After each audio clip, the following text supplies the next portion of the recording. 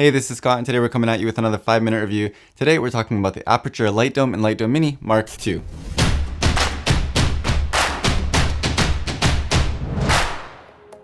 So I've been using these for a couple of months now in my office and also on location, and Aputure did a really great job with these. I'm excited to finally get this video out to you. I'm using the larger light dome as my key light right now, and the smaller mini as my rim light, with the gel holder in there, which we'll talk about in this video as well. But it's a little bit cramped in here, so we're just going to talk about some of the basics real quick, and then I'll go outside to show you more of the details and how they compare to the Mark I versions. Clock.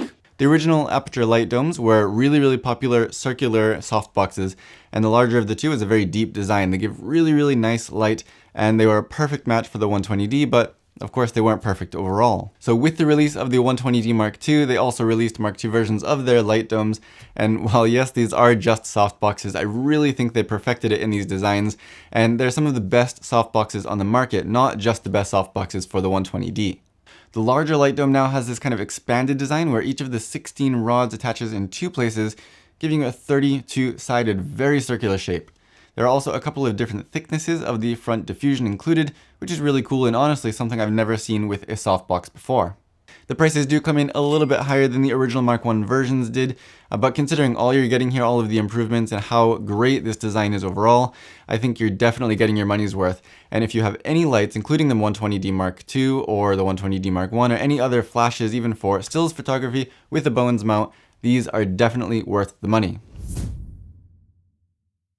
They're finally fast to set up, and I mean fast. The rods are permanently attached, and all you have to do is push them down from the inside to snap them into place. Closing it up just takes a few seconds, but all you have to do is give a slight lift on the rod and pinch the lever on the back, and then you can work your way around in just a few seconds. This is a huge pro for the Mark II versions, and it makes it so much easier to bring these along with you on location. I personally usually leave the inner diffusion attached and just open the front halfway to make things even quicker, but seriously, 2 thumbs up on this design. There are grids included with both the original and the mini now, and they both just velcro right onto the front. It's quick and easy and nice to be able to control the light from the larger light dome, which wasn't as easy before. The mini now has a design that's more similar to the larger version, besides that 32-side design and the second outer diffusion, but it's a much better design than the original was. The carry bags are simpler, without tons of annoying velcro pockets like before, and they let you slide the new permanently assembled design in easily together with the extras like the grids. Last but absolutely not least is the compatibility of both light dome sizes with their new gel holder.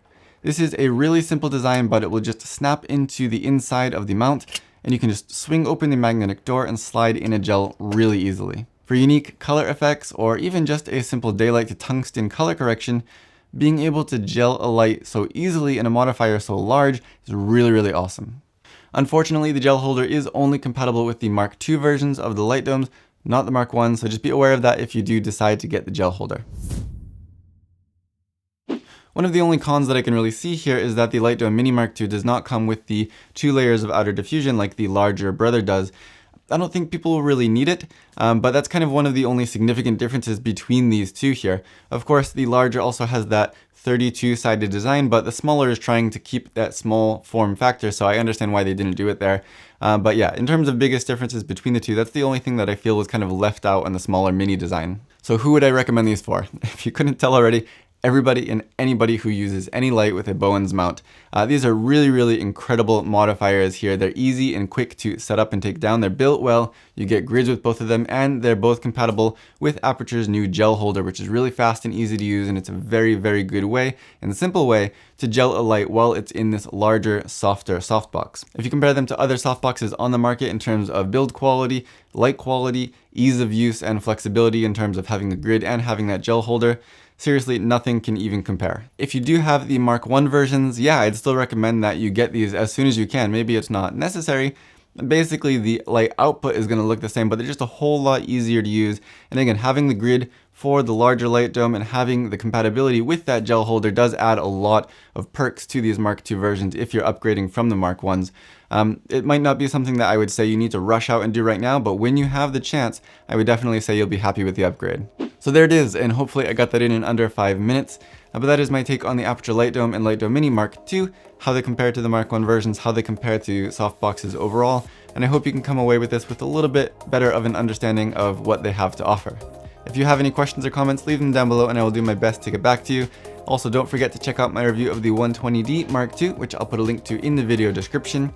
If you like this video or found it helpful, don't forget to give it a thumbs up, subscribe to see more in the future, share it if you'd like, and as always, thank you for watching.